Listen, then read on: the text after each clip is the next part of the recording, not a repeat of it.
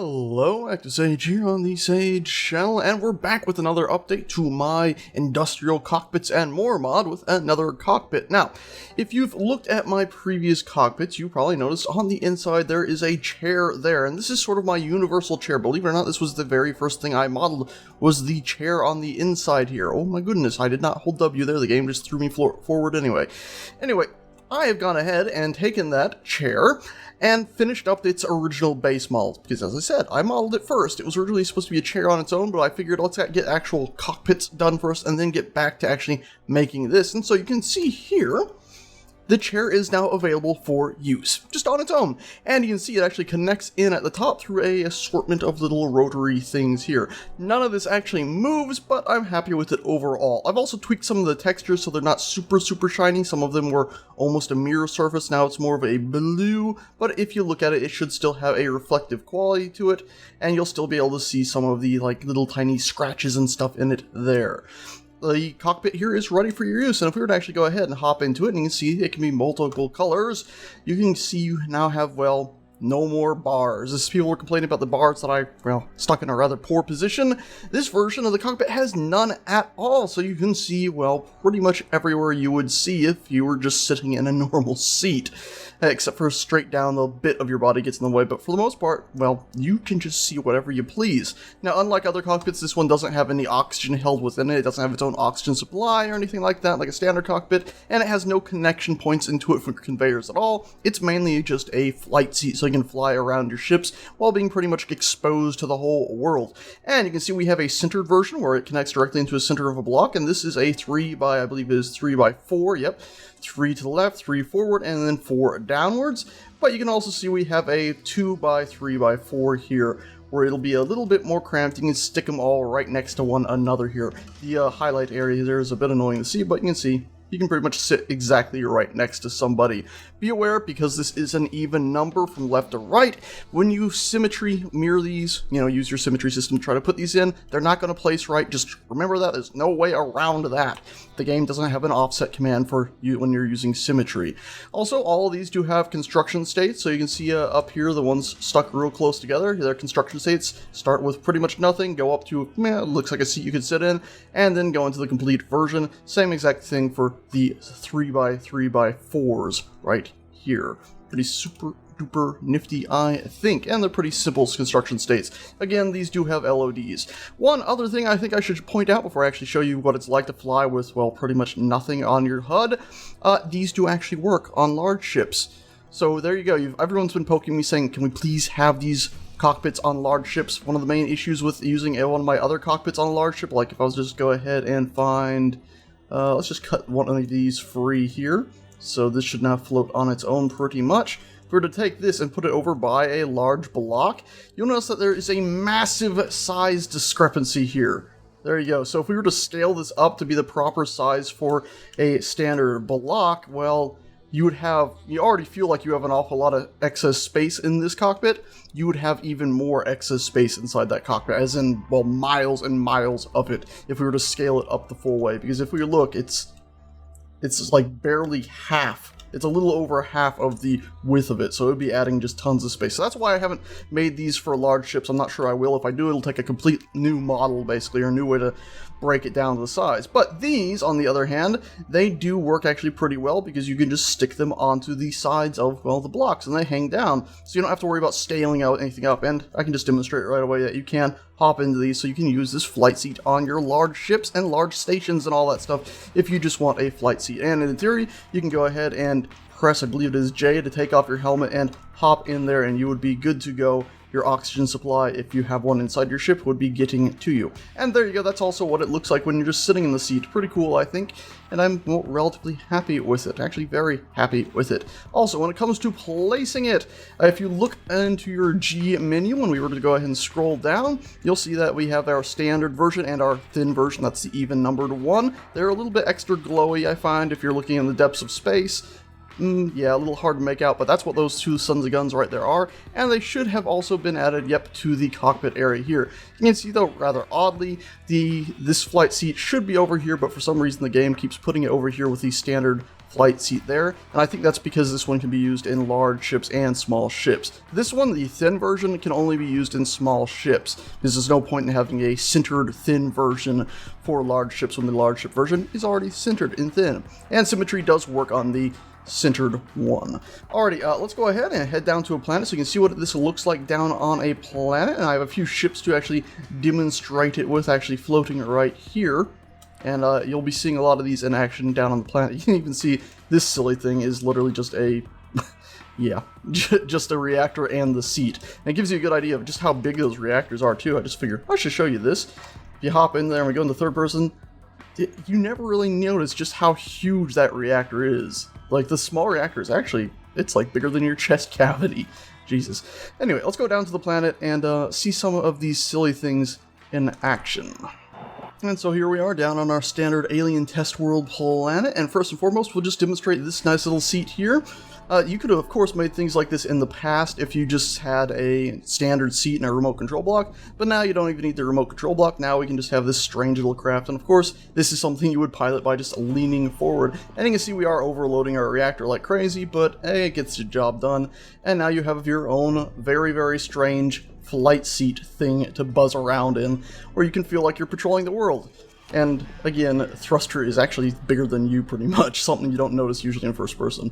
And you see from first person, well, you get a pretty much spectator-like view of the world, except for now you can have the acceleration that would usually only, well, be found if you were in spectator mode or in a ship. And of course this can be done in survival mode now. Whoopity-doo-dah! So let's fly back, let's check out another little something. And right here I'm actually aimed straight up. I aim my head straight up now, so it's turned it into, well, it's just a very odd thing, but it's basically turned it into just a rocket. Works pretty well actually. And we'll do this to slow us down. There we go. That should have mostly, oh god, solved the problem! We made it, we're good. See, so there you go, that's this flight seat. Let's go ahead, hop into, we'll let that drift, another one of these things. This is one of my favorites right, well here, this one. We'll hop into this in a second. This is my favorite pretty much, just because it's like some sort of odd missile with a seat stuck to the front. But we do also have this one here, which is the same sort of thing. Of course, we were getting an overload with the previous version. We're going to have even more of an overload with this one, so it doesn't really succeed very well. What we could do is go ahead and give it some more power. So that's what I've just gone ahead and done. And now, of course, now we can see the full acceleration and the oddity that is flying with pretty much no UI. You can still see the seat, of course. Pretty, odd, really. Oh, I need to break ourselves before we do that. Whoops. Next, we have this oddity, which is just another demonstration that you can use this as a actual working cockpit. So you could have your tools on your hotbar here. So we can go ahead and, oh wait, we need to go to actually these. Have our grinders there and our welders here, and actually be able to see very clearly what you're welding and working on, because of course your cockpit can be stuck right in here, and so you can get right up to whatever you want to work on without having to really worry about telling the distance from afar or from even inside a cockpit. So yeah, you can tell really well how close you are to things now. And let's stop with that and switch over to our welder and just weld it back up. There you go. Proof of concept. It works. Ta-da. Oh god, that seemed like such a baby tap. I'm amazed that broke. That's unfortunate. Next up we do have this, just another demonstration of a patrol craft you could have, except for of course with our odd little flight cockpit just sticking off of the bottom, something I'm actually pretty happy with the idea of. The ship, you know, is actually humongous if you look at it compared to our silly little guy, but it does get the job done. You can of course patrol about the world. I just love the fact that you can think of a few different ways to use this cockpit, mainly for patrol, but I'm sure other people will think of a billion other more interesting ways to use it, and let's be honest, it is kind of cool to just have this cockpit so exposed to the world. And I have a habit of just using the top of my ships to pilot myself about. There we go, we saved it this time, we didn't crash like last time. Okay, and now it's time for our favorite, well, my favorite, the pretty much racing craft, as I'd like to call it, this one right here, where it's just a cockpit stuck to the bottom. This is the bottom middle one, actually, where you get the thruster in front of you, but we should have another one right over here, yeah, or the cockpit's just stuck right at the front. So if you're in that and you look up and around, you can barely even tell you're connected to a ship. And you can, of course, skyrocket across the world. And away we go, rocketing ahead with this. I just love it, because it, well, for one, it almost looks like a cow, which is a bit silly, because well, a flying cow. But I just love the fact that here we are at pretty much zip speed, and then we just floor it, and right away we're up to max. I mean, it's just ridiculous. And of course, we can just do a lot of close flybys and things with this. So it's that time of the video where I'm supposed to thank new Patreons and also people who've just sent me a direct donation for PayPal, because of course without you all this mod would not be possible, because it means I'm taking time away from YouTube to get things done, making the mod basically, and YouTube is my main source of income, so stepping away to make a mod can be a bit risky, but with incoming PayPal and Patreon's monies, I know I can afford to take a little tiny step aside. That said, we only had one new donator this, well, between the last update to this one and this one, and that is Bass K, who actually donated previously, so thank you for your duplicate donation. It also occurs to me that, well, even though maybe somebody's not new to Patreon, it's a monthly thing how it's set up. So, if you have donated before, thank you again, those of you on my Patreon, for donating. I really, really appreciate it, because as I said, this mod would not be possible without you. So really quickly, I'm just going to read out your names again just to say thank you. Also, remember, if you donated a high amount on Patreon the first time, it is a monthly thing, so you might want to go back and retweak that maybe if you don't want to be giving that same $40 donation every month. I believe it charges on the first of the month, so I believe you can go ahead and change that and drop it down to, heck, even $1 appreciated.